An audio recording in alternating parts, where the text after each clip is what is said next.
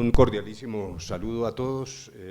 Voy a ser muy breve, simplemente me han pedido una especie de visión panorámica muy rápida sobre los acuerdos de La Habana y un poco lo que falta, tratando eso sí de escapar a la coyuntura. Yo haría votos porque esta sea una discusión sobre elementos de fondo alrededor de la llamada paz territorial, dijéramos una visión mucho más estratégica para Colombia de lo que estamos haciendo. Luego, excúsenme, pero voy a tocar temas que están bien alejados de los elementos coyunturales del día de hoy.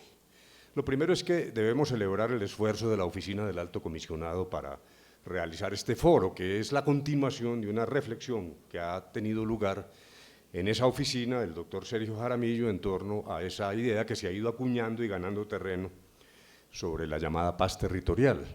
Aquí que está Antonio Navarro, tendríamos que recordar que en el año 91 hubo un proceso de paz exitoso, tuvo éxito, a veces uno suele olvidar eso. Exitoso, pero se desarrolló mayormente, dijéramos, en la cúspide.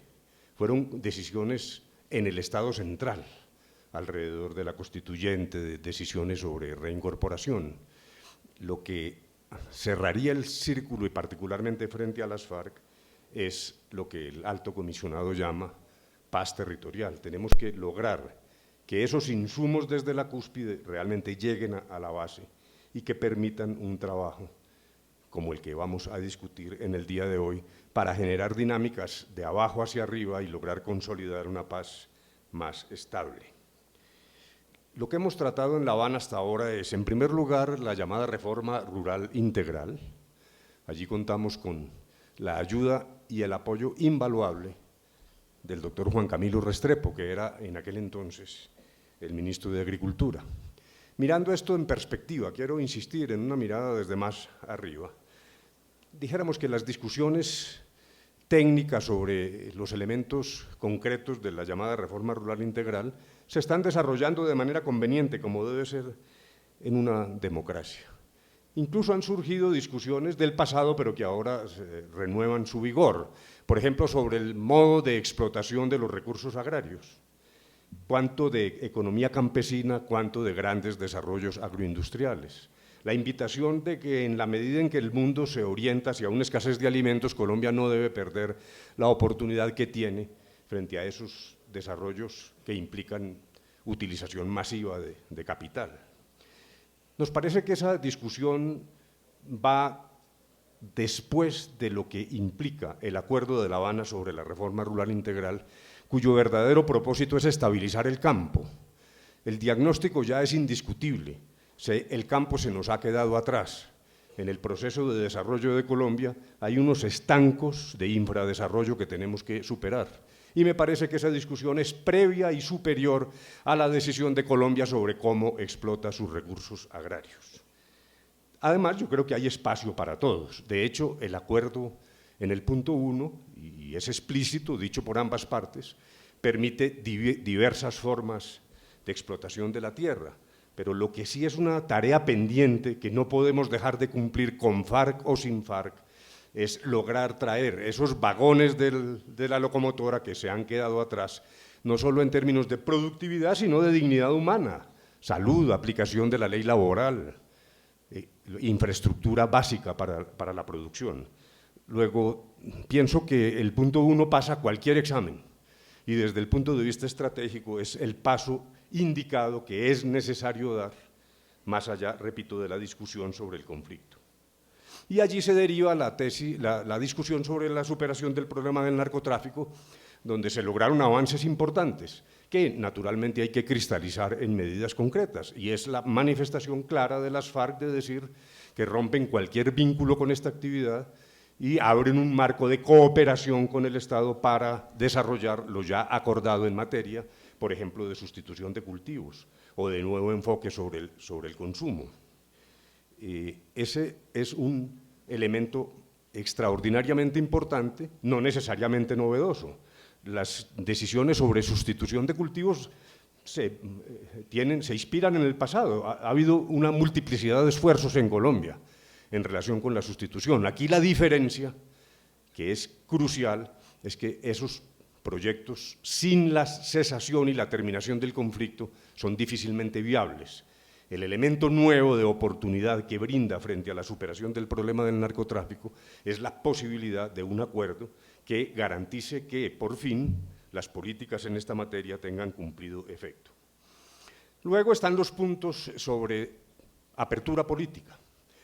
Allí hay dos capítulos, diría yo. Un capítulo relacionado con un esfuerzo de mejoramiento y de higienización del ejercicio de la política en Colombia, que tiene que tener resultados en conjunto con todas las fuerzas políticas y no solo con las FARC. De tal manera que desde el punto de vista estratégico lo que se hizo fue comprometer al Estado en una serie de acciones en torno a la financiación de campañas, sistema electoral, mejoría de los elementos de representatividad del voto, incluyendo las circunscripciones territoriales especiales para lograr una mayor representación de aquellas zonas, no FARC, zonas, estoy diciendo, que han quedado por fuera del esquema representativo por razón del conflicto. Y eso ocurre después del acuerdo final, incluyendo a las FARC sin armas, pero con el conjunto de las fuerzas políticas que han luchado en democracia en Colombia. Y me parece que, dijéramos, esto es un elemento que catapulta y cataliza procesos que estamos requiriendo, que permite que las FARC se incorporen en la discusión sobre los temas de una nueva forma de hacer política, pero no solo con quienes alzaron las armas, sino, repito, en un esquema amplio, incluyente y de carácter democrático. Pero el segundo elemento es el de la participación. Hemos intentado en Colombia dos formas de participación, la participación política por la vía de los mecanismos de la democracia directa, donde no hemos tenido prácticamente ningún éxito.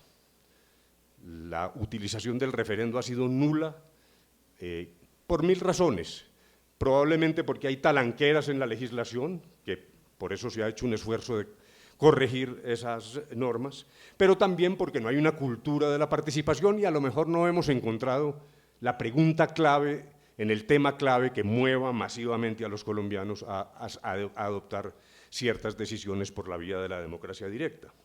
Un esfuerzo en el 2003 de un referendo fracasó por la complejidad de las preguntas y de los temas, porque realmente no movilizó a la opinión.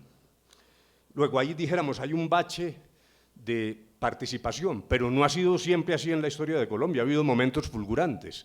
Con todo lo que se critique el Frente Nacional, el llamado plebiscito del año 57, realmente fue una masiva movilización nunca vista de participación ciudadana para la toma de unas decisiones en un referendo de los 10 puntos que son suficientemente conocidos. La otra forma de participación ciudadana, es la que se realiza de manera mucho más cotidiana y en estratos inferiores del Estado colombiano.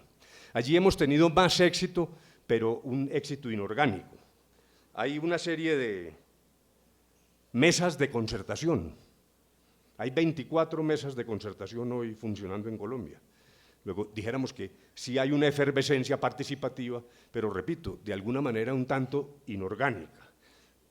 El centro de gravedad en materia política de lo que se está discutiendo en La Habana, en lo que se relaciona con el foro de hoy, es lograr esa microparticipación en las comunidades, donde el esquema de trabajo es el de la democracia participativa en la comunidad para la construcción de los planes de desarrollo con enfoque territorial. Un esquema que arranca de la base, sube para tener naturalmente validación técnica y también compromiso del Estado central, pero vuelve a bajar para que se desarrolle allí, en los territorios, lo que tiene que implicar también un cambio del ejercicio político en los territorios.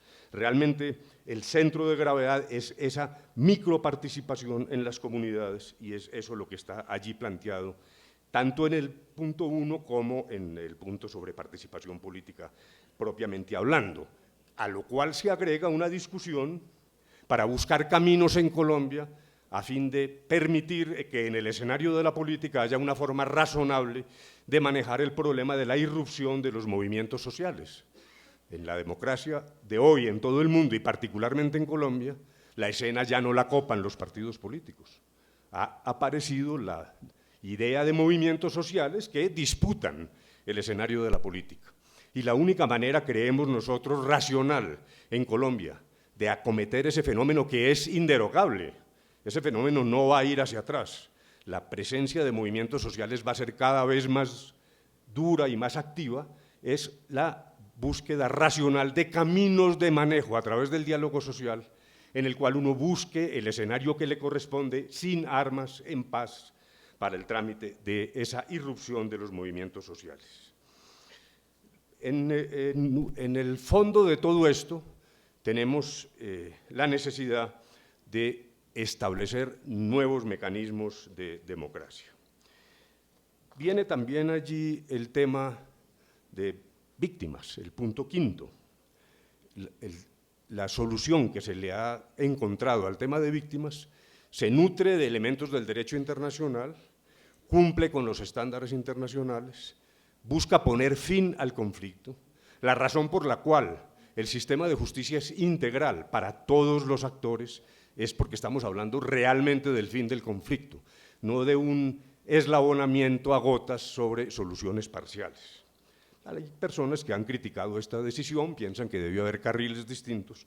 Nosotros creemos que la verdad de esto es que es el momento de doblar la página de la violencia, pero también de combatir lo que yo llamaría la miopía unilateral. Nosotros partimos de la base de que no hay violencia buena. Todavía hay sectores en Colombia que piensan que su violencia es buena para combatir la violencia del otro. Y mientras tengamos ese cruce, ese cortocircuito de violencias supuestamente buenas, no vamos a ser capaces de doblar la página. El sistema integral de verdad, justicia y reparación parte de la base de entender que toda violencia es mala, que se requiere una solución en términos de justicia, pero también de verdad, de reparación y de garantías de no repetición. Ese es, dijéramos, el panorama que estamos recorriendo, en el cual hemos tenido éxitos y avances nunca antes logrados en este tipo de conversaciones, pero claro, al frente todavía tenemos decisiones importantes, el llamado punto sobre el fin del conflicto, que está siendo trabajado, entre otras cosas, en una subcomisión con los distinguidos oficiales que hoy nos acompañan acá, para establecer las características de un cese de fuego y hostilidades bilateral y definitivo, el proceso de dejación de armas y luego el punto final, que es el de la refrendación, donde, como todos saben, tenemos intensas discusiones con las FARC y todavía distancias sobre el particular. El punto del fin del conflicto se puede trazar de manera relativamente fácil y concreta. Cada palabra pesa. Cuando hablamos de cese de fuego y de hostilidades nos referimos no solo al combate propiamente militar, sino a la serie de acciones que victimizan a la población civil en términos de extorsión, de desplazamiento. Luego es un conjunto integral que no se refiere solo a la batalla propiamente militar. Y cuando decimos que es bilateral y definitivo, estamos hablando sencillamente del fin de la guerra en Colombia. El proceso de dejación de armas había caído en una artificial discusión totalmente truculenta y semántica, en la cual se pretendía generar allí como una especie de microbio de incertidumbre. Se decía, el gobierno habla de dejación de armas porque es que las FARC no van a entregar las armas y este es el disfraz hipócrita de una concesión inaceptable. Falso, siempre dijimos, ese dilema nunca existió y hoy está paladinamente claro. Las FARC harán dejación de las armas, la harán ante el componente internacional, está escrito y dicho por ambas partes y refrendado por el Consejo de Seguridad de Naciones Unidas. Es un tema en el cual se discute la manera de la dejación de armas, pero no el fin último, y es el ejercicio de la política sin armas, que es una necesidad acuciante que tenemos los colombianos. Vamos a La Habana, el primero, a impulsar a fondo la recta, lo que creemos que es la recta final de las conversaciones, para ver si tenemos esa buena nueva para los colombianos. Pero ahí no termina la novela. El fin del conflicto es el principio de un enorme esfuerzo de largo aliento que tiene que ver con lo que vamos a tratar en el día de hoy, en este foro, con Sergio Jaramillo, con Rafael Pardo, sobre el proceso que sigue de construcción de una paz firme, que implica una paz grande. No es solo la paz de los fusiles, no es cerrar, ponerle el seguro a las armas, es abrir una etapa mucho más profunda de cambios con una democracia más incluyente, con el reconocimiento de colombianos que por 1000 razones han sentido que están excluidos del desarrollo económico y de la participación política. Ese es el desafío, un desafío de una década probablemente, pero es esa paz grande la que nos tiene que impulsar y la que exige ahora el compromiso de todos los colombianos. Realmente la paz es de todos y para todos. Muchas gracias.